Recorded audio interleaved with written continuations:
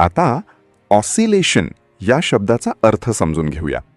सर्वप्रथम मराठी अर्थ. हेलकावे किंवा पुढे मागे हालचाल. ऑसिलेशन हा शब्द ऑसिलेट शब्दाचा नाऊन आहे. मराठीत समजून घ्या. ऑसिलेशन म्हणजे एखाद्या वस्तूची पुढे मागे किंवा एका बाजूवरून दुसऱ्या बाजूवर होणारी सतत हालचाल. जेव्हा एखादी गोष्ट नियमितपणे दोन्ही दिशांना हलते तेव्हा त्या हालचालीला ऑसिलेशन म्हणतात. English meaning: the movement of something back and fourth regularly. आता उदाहरणे पाहूया. पहिले वाक्य: the machine shows slight oscillation. मशीनमध्ये थोडे हेलकावे दिसतात. इथे ऑसिलेशन म्हणजे हलकी पुढे मागे हालचाल. आता थोडा विचार करा. व्हिडिओ थांबवा आणि खाली उत्तर कमेंटमध्ये लिहा. Oscillation means A. Staying still, B. Back and forth movement, C. Hiding, D. Stopping. आता ऑसिलेटरी या शब्दाचा अर्थ समजून घेऊया. सर्वप्रथम मराठी अर्थ: हेलकावे घेणारा किंवा पुढे मागे हालणारा. ऑसिलेटरी हा शब्द ॲडजेक्टिव्ह आहे. मराठीत समजून घ्या. ऑसिलेटरी म्हणजे पुढे मागे किंवा एका बाजूवरून दुसऱ्या बाजूवर हेलकावे घेणारा. जेव्हा एखादी वस्तू सतत दोन्ही दिशांना हलते तेव्हा तिचे वर्णन ऑसिलेटरी असे केले जाते. English meaning: characterised by back and forth movement. आता उदाहरणे पाहूया. पहिले वाक्य: the pendulum shows oscillatory motion. लंबक हेलकावे घेणारी हालचाल दाखवतो. इथे ऑसिलेटरी म्हणजे पुढे मागे हलणारी हालचाल. आता थोडा विचार करा. व्हिडिओ थांबवा आणि खाली उत्तर कॉमेंटमध्ये लिहा. हेलकावे घेणारा means A. Oscillate, B. Oscillation, C. Oscillatory, D. Oscillated. आता रेग्युलेट या शब्दाचा अर्थ समजून घेऊया. सर्वप्रथम मराठी अर्थ: नियमन करणे किंवा नियंत्रण ठेवणे. रेग्युलेट हा शब्द वर्ब आहे. मराठीत समजून घ्या. रेग्युलेट म्हणजे एखाद्या गोष्टीवर नियंत्रण ठेवणे किंवा नियमांनुसार ती चालवणे. जेव्हा आपण एखादी प्रक्रिया, यंत्रणा किंवा वर्तन योग्य पद्धतीने चालावे म्हणून नियंत्रित करतो तेव्हा रेग्युलेट हा शब्द वापरला जातो. English meaning: to control or manage something according to rules. आता सिनॉनिम्स पाहूया. कंट्रोल, मॅनेज, गव्हर्न हे शब्द नियंत्रण ठेवणे दर्शवतात. आता अँटॉनिम्स पाहूया. डिसऑर्गनाइज, डिस्टर्ब, मिसमॅनेज हे शब्द नियंत्रण नसणे दर्शवतात. आता उदाहरणे पाहूया. पहिले वाक्य: द गव्हर्नमेंट रेग्युलेट्स ट्रॅफिक रूल्स. सरकार वाहतुकीचे नियम नियंत्रित करते. इथे रेग्युलेट म्हणजे नियमांनुसार नियंत्रण ठेवणे. आता थोडा विचार करा. व्हिडिओ थांबवा आणि खाली उत्तर कॉमेंटमध्ये लिहा. Regulate means A. Ignore, B. Control, C. Hide, D. Avoid. आता रेग्युलेशन या शब्दाचा अर्थ समजून घेऊया. सर्वप्रथम मराठी अर्थ: नियमन किंवा नियंत्रण. रेग्युलेशन हा शब्द रेग्युलेट शब्दाचा नाऊन आहे. मराठीत समजून घ्या. रेग्युलेशन म्हणजे एखाद्या गोष्टीवर नियंत्रण ठेवण्यासाठी केलेले नियम किंवा प्रक्रिया. जेव्हा एखादी गोष्ट योग्य पद्धतीने चालावी म्हणून नियम बनवले जातात तेव्हा त्याला रेग्युलेशन म्हणतात. English meaning: a rule or process use to control something. आता उदाहरणे पाहूया. पहिले वाक्य: the government introduced new regulations. सरकारने नवीन नियम लागू केले. इथे रेग्युलेशन्स म्हणजे नियंत्रण ठेवण्यासाठी बनवलेले नियम. आता थोडा विचार करा. व्हिडिओ थांबवा आणि खाली उत्तर कमेंटमध्ये लिहा. नियमन means A. Regulate, B. Regulation, C. Regulating, D. Regulated. आता रेग्युलेटरी या शब्दाचा अर्थ समजून घेऊया.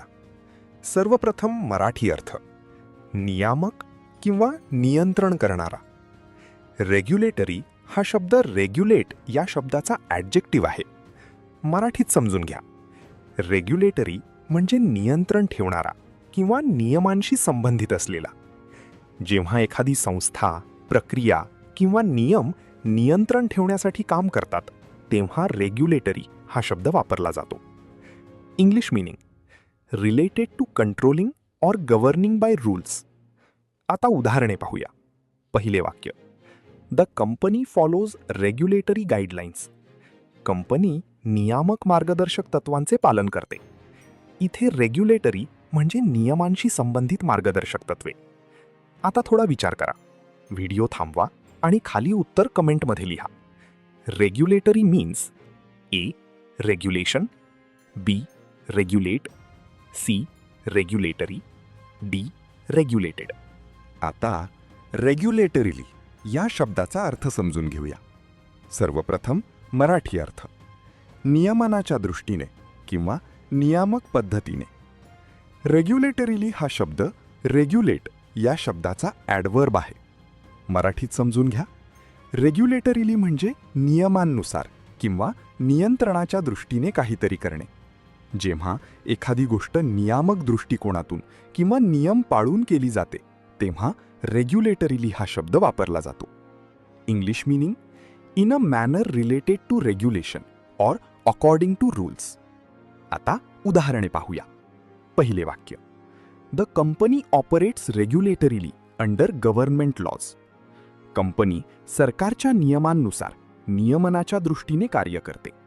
इथे रेग्युलेटरीली म्हणजे नियमांचे पालन करून काम करणे. आता थोडा विचार करा. व्हिडिओ थांबवा आणि खाली उत्तर कमेंटमध्ये लिहा. Regulatorily means A. Randomly, B. According to rules, C. Secretly, D. Carelessly. आता सफकेट या शब्दाचा अर्थ समजून घेऊया. सर्वप्रथम मराठी अर्थ. गुदमरणे, श्वास रोखला जाणे. सफकेट हा शब्द व्हर्ब आहे. मराठीत समजून घ्या. सफकेट म्हणजे श्वास घेण्यास अडथळा येणे किंवा ऑक्सिजनच्या अभावामुळे गुदमरणे. जेव्हा हवा मिळत नाही किंवा श्वास घेणे कठीण होते तेव्हा सफकेट हा शब्द वापरला जातो. English meaning, to be enable to breathe or to cause someone to be enable to breathe. आता सिनॉनिम्स पाहूया. चोक, स्मॉदर, ॲस्फिक्सिएट हे शब्द श्वास घेण्यास अडथळा दर्शवतात. आता अँटॉनिम्स पाहूया.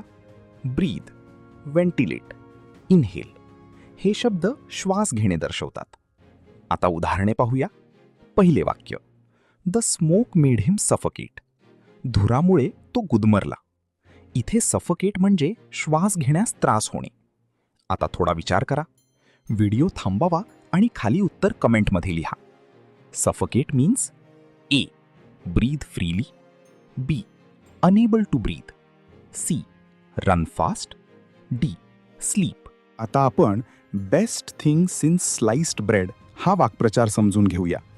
English meaning, something that is really good, innovative or excellent. Marathi meaning, खूप उपयुक्त, प्रभावी किंवा उत्कृष्ट गोष्ट. स्पष्टीकरण, ही इडियम एखाद्या नवीन गोष्टीची प्रशंसा करण्यासाठी वापरली जाते जिचा परिणाम खूप चांगला आहे आणि ती खूप उपयुक्त किंवा आधुनिक आहे. Sentence 1, this new smartphone is the best thing since sliced bread. अर्थ, हा नवीन स्मार्टफोन खूप उपयुक्त आणि उत्कृष्ट आहे. स्पष्टीकरण, खूप उपयुक्त किंवा उत्कृष्ट गोष्ट असल्याचे दर्शवण्यासाठी इडियम वापरली आहे. Sentence 2, the app that helps me organize my schedule is the best thing since sliced bread. अर्थ, माझा वेळ व्यवस्थित ठेवण्यास मदत करणारे हे ॲप खूप उत्कृष्ट आहे. स्पष्टीकरण, काहीतरी खूप उपयुक्त, नवीन किंवा प्रभावी असल्याचे दाखवण्यासाठी इडियम वापरली जाते. Exam tip, best thing since sliced bread म्हणजे खूप उपयुक्त, उत्कृष्ट किंवा प्रभावी गोष्ट. अर्थ, something that is really good, innovative or excellent. स्पर्धा परीक्षेत विचारला जाऊ शकणारा प्रश्न, best thing since sliced bread या वाक्प्रचाराचा अर्थ काय? ए. जुनी गोष्ट, बी. खूप उपयुक्त, उत्कृष्ट किंवा प्रभावी गोष्ट, सी. त्रासदायक गोष्ट, डी. सामान्य गोष्ट. योग्य उत्तर कमेंट करा. आता आपण बेअर अप विथ हा वाक्प्रचार समजून घेऊया. English meaning, to endure a difficult situation bravely or patiently. Marathi meaning, कठीण परिस्थितीत धैर्याने किंवा संयमाने सहन करणे. स्पष्टीकरण, जेव्हा एखादी व्यक्ती एखाद्या त्रासदायक, क्लेशदायक किंवा कठीण परिस्थितीला सहन करते आणि धैर्य गमावत नाही, तेव्हा बेअर अप विथ ही फ्रेज वापरतात. Sentence 1. She bore up with courage despite all the difficulties. अर्थ: सर्व कठीण परिस्थिती असूनही तिने धैर्याने सहन केले. स्पष्टीकरण: कठीण परिस्थिती धैर्याने सहन केल्याचे दर्शवण्यासाठी इडियम वापरली आहे. Sentence 2. We have to bear up with the bad weather until the storm passes. अर्थ: वादळ संपेपर्यंत आपल्याला वाईट हवामान सहन करावे लागेल. स्पष्टीकरण: कठीण परिस्थितीला संयमाने सहन करण्याची स्थिती इडियममध्ये दर्शवली आहे. Exam tip: bear up with म्हणजे कठीण परिस्थिती धैर्याने किंवा संयमाने सहन करणे. अर्थ: to endure a difficult situation bravely or patiently. स्पर्धा परीक्षेत विचारला जाऊ शकणारा प्रश्न: बेअर अप विथ या वाक्प्रचाराचा अर्थ काय? ए. कठीण परिस्थिती धैर्याने सहन करणे. बी. राग घेणे. सी. त्रास टाळणे. डी. आनंद अनुभवणे. योग्य उत्तर कॉमेंट करा. आता आपण बेंड ओव्हर बॅकवर्ड्स हा वाक्प्रचार समजून घेऊया. English meaning: to make a great effort to help or please someone. मराठी मीनिंग: एखाद्याला मदत करण्यासाठी किंवा समाधानी ठेवण्यासाठी खूप प्रयत्न करणे. स्पष्टीकरण: जेव्हा एखादी व्यक्ती स्वतःच्या मर्यादांपेक्षा जास्त मेहनत करते किंवा सगळे प्रयत्न करते दुसऱ्याला मदत करण्यासाठी, तेव्हा बेंड ओव्हर बॅकवर्ड्स ही इडियम वापरतात. Sentence 1. The teacher bent over backwards to help her students understand the topic. अर्थ: शिक्षकांनी त्यांच्या विद्यार्थ्यांना विषय समजावून देण्यासाठी खूप प्रयत्न केले.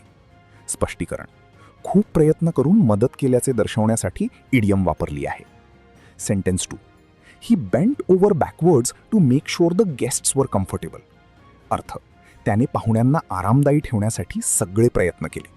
स्पष्टीकरण: सर्वतोपरी प्रयत्न करून मदत करण्याची स्थिती इडियममध्ये दर्शवली आहे. एक्झाम टिप: बेंड ओव्हर बॅकवर्ड्स म्हणजे एखाद्याला मदत करण्यासाठी किंवा समाधानी ठेवण्यासाठी खूप प्रयत्न करणे. अर्थ: to make a great effort to help or please someone. स्पर्धा परीक्षेत विचारला जाऊ शकणारा प्रश्न: बेंड ओव्हर बॅकवर्ड्स या वाक्प्रचाराचा अर्थ काय? ए. थोडे प्रयत्न करणे. बी. खूप प्रयत्न करणे, मदत करण्यासाठी सगळे करणे. सी. राग घेणे. डी. सोडून देणे. योग्य उत्तर कॉमेंट करा.